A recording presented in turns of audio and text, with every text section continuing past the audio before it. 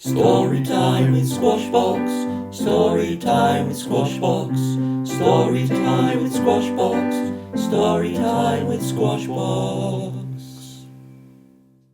Hello everybody and welcome to Squashbox Storytime. Once upon a time there was an alien, and this alien's name was Sylvester. Sylvester the alien lived in Harrow Barrow. Now, he loved living in Harrow Barrow because he thought life in Harrow Barrow was slimy. You see, everywhere Sylvester the alien went, he left a trail of slime behind him. And so Harrow Barrow was becoming very, very slimy. Now, the mayor of Harrow Barrow, whose name was Skinny Rat, said to Sylvester the alien, "We're fed up with you putting your alien slime all over Harrow Barrow. We'd like you to leave."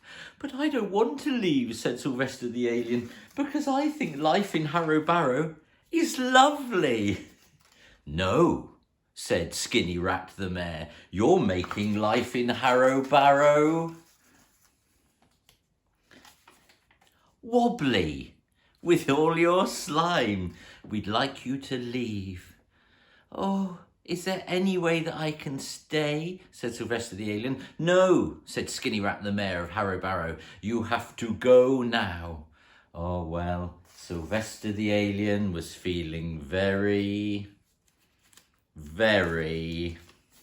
slithery. So he slithered off with his slime sadly out of Harrow Barrow. As he went through the slimy streets of Harrow Barrow, some of the people of the town came out of their houses to talk to him. The first person that came out of their house was a wolf child, the wolf child of Harrow Barrow, and the wolf's child name was Rosie. And Rosie, the wolf child, turned to Sylvester the slimy alien and said, "Oh, you rusty bucket." "Oh, I'm sorry," said Sylvester the alien, and kept on moving. And then someone else came out of a house on the opposite side of the street of Harrow Barrow, and this was Monkey Boy. There were lots of animal children living in Harrow Barrow, and Monkey Boy's name was Hercules. And Hercules the Monkey Boy shouted across the street to Sylvester the slimy alien, "Nibble my nostrils!"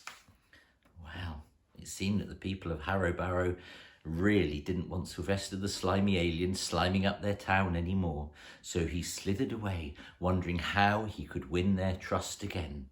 He slithered and slithered for miles and miles until eventually he arrived at a beautiful and amazing place. It was Westward Ho. He travelled from Harrow Barrow all the way to the small town of Westward Ho.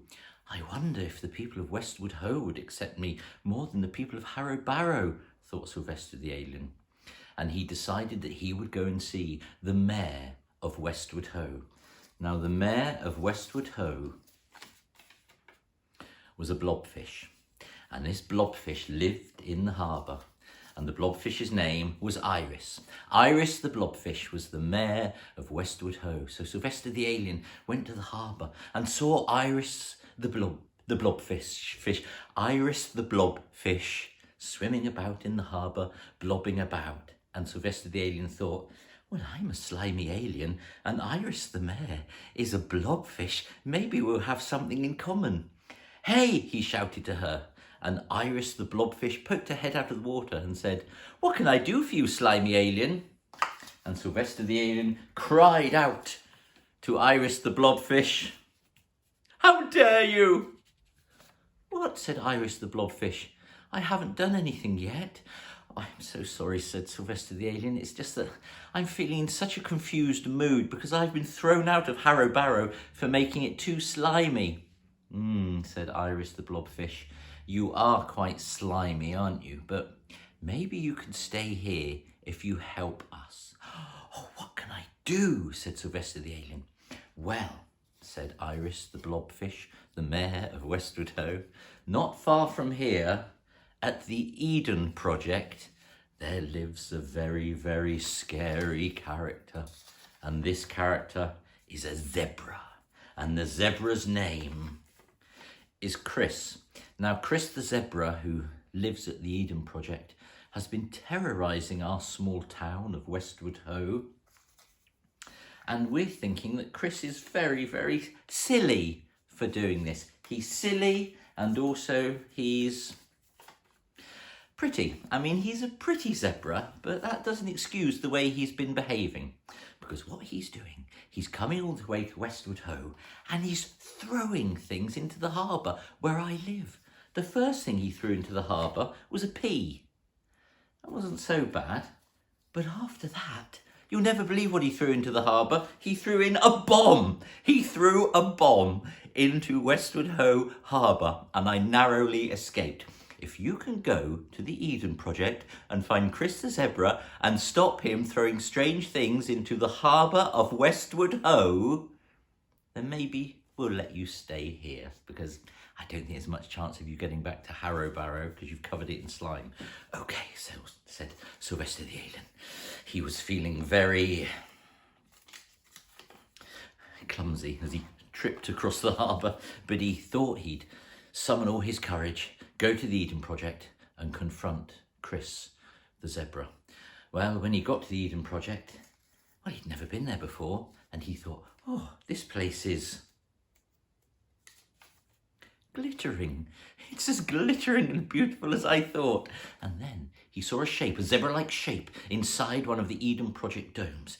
He slithered towards the dome, and there was Chris the zebra. And Chris the zebra just had armfuls of these strange objects that he was throwing about. He just loved throwing things about. First of all, he had some false teeth, and he threw them against the edge of the dome, while exclaiming, I'm hungry.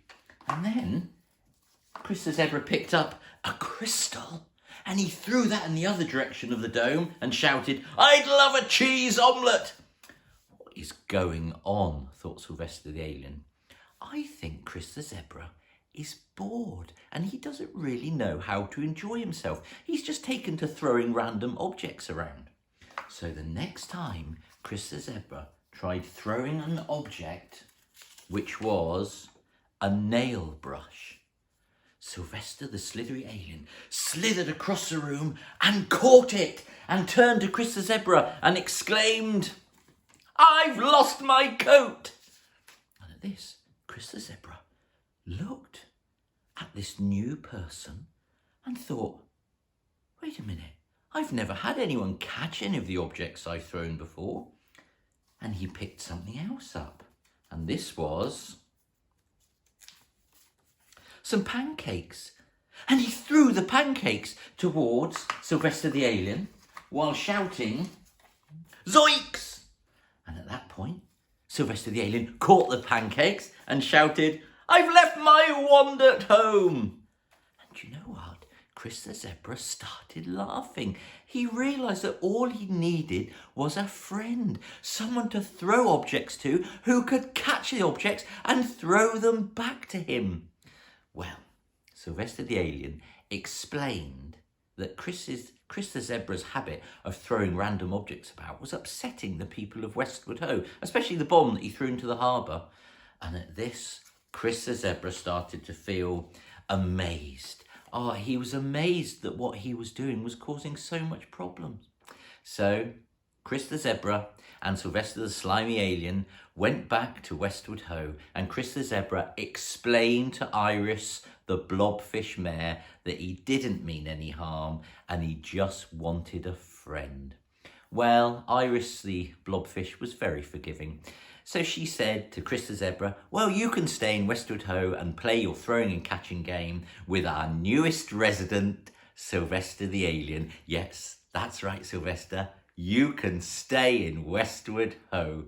Oh, and Sylvester the alien was so happy to have found this new home that he raised his joyful, slimy head to the heavens and shouted, Oh, me aching babies!